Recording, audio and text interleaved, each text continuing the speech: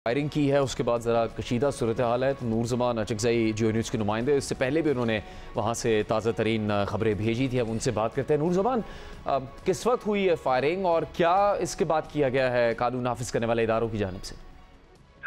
जी, polling के अख्ताम चंद लम्हे कबल पेश आया था मस्जिद पोलिंग स्टेशन जिला में, जहाँ पर दो ग्रुप आमने सामने हुए थे। दोनों ग्रुप पोलिंग स्टेशन के अंदर घुस गए थे। पोलिंग स्टेशन के अंदर फायरिंग का वाक़या भी सामने आया, लेकिन कोई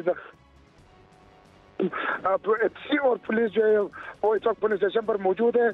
वहाँ पर वोटर जो पुलिस स्टेशन के अंदर भी मौजूद है।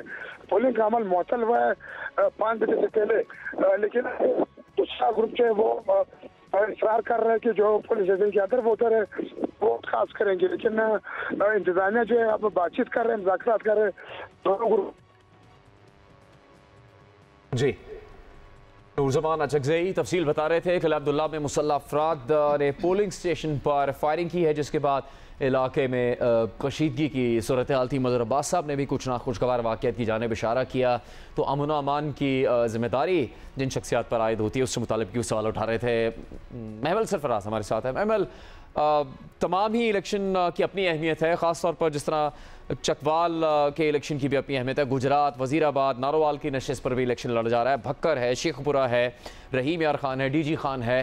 क्या कौन से हल्के ऐसे जिसका जो भी नतीजा आता है वो सबसे ज़्यादा असरअंदाज होगा मुल्क की इस वक्त जारी सियासत पर? देखिए जुनैद, वैसे तो सारे हल्के ही इंपॉर्टेंट होते हैं और ख़ास तौर पे जो पंजाब में इस वक्त जो इलेक्शन के, देखिए अगर ओवरऑल भी आप देखें विफाक में, पंजाब में, तो जो मेन दो पार्टीज जो राइवल हैं वो एक पीटीआई यानी कि जो सुन्नी इत्तेहाद काउंसिल है और मुस्लिम लीग नवाज जो है। तो इन दो पार्टीज का तो एक आपस में बहुत ज़्यादा एक राइवलरी भी है। तो इसलिए ये जो मद्दे मुकाबिल हैं जिन जगहों के ऊपर, जिन हलकों के अंदर, वो ऑब्वियसली बहुत इंपॉर्टेंट है। लेकिन जुनैद, मैं एक चीज़ ज़रूर कहना चाहूँगी। हम इससे पहले जो है वो फॉर्म 45 वाली जो खबर उस्मान बता रहे थे, हम उसको डिस्कस कर रहे थे कुछ देर पहले। तो मैं ये कहना चाहूँगी कि देखिए ये जो इस तरह के वाक़यात हो रहे हैं और जिस तरीके से हो रहे हैं, जिस ब्रेज़ननेस के साथ जो चीज़ें हो रही है, ख़्वाह वो एक जमात कर रही है, दूसरी जमात क्या हुआ है अभी तो ज़ाहिर बात है बहुत सारी उसके अंदर कुछ थोड़ी-सी कन्फ्यूजन भी है। लेकिन ये जो चीज़ें हैं ना, मेरे ख़्याल में हमने देखा है कि पाकिस्तान के अंदर बहुत से इलेक्शंस हुए हैं और मोस्टली जो है उनके अंदर कोई ना कोई कंट्रोवर्सी रही है। उनकी क्रेडिबिलिटी के ऊपर जो है सवाल उठाए गए। मासवाए 1-2 के मोस्टली जो इलेक्शंस के ऊपर ये सवालात उठते रहे। लेकिन जब से एक हाइब्रिड निज़ाम ने जो जड़ें पकड़ी हैं, जब से उसकी जड़ें रखी गई हैं, जिस तरीके से 2018 के इलेक्शन से पहले क्या हुआ, इलेक्शन के दिन क्या हुआ और फिर उसके बाद हमने देखा कि जो भी हुकूमतें आई हैं वो एक हाइब्रिड निज़ाम का जो हिस्सा जिस तरीके से रही हैं, पीडीएम की ख्वाह हो, अब जो हुकूमत है इसको भी हाइब्रिड 2.0 ही कहा जा सकता है।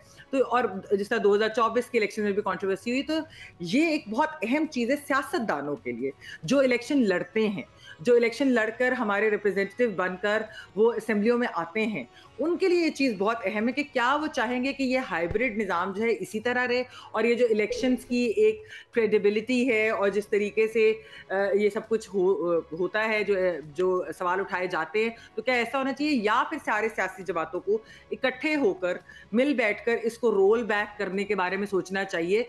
क्योंकि आउट ऑफ फेवर तो कोई भी जमात हो सकती है, लेकिन जो जमहूरियत को इस चीज़ से नुकसान हो रहा है, हमारे जमहूरी सिस्टम को जो इस चीज़ से नुकसान हो रहा है, मेरे ख्याल में बहुत अहम है कि सियासतदान इस चीज़ के बारे में सोचें कि क्या इलेक्टोरल प्रोसेस के ऊपर से लोगों का जो है वो भरोसा उठ जाए, क्या पार्लिमानी निज़ाम जिस तरह है वो स्ट्रेंथन होने के बजाय वो वीक होता जाए।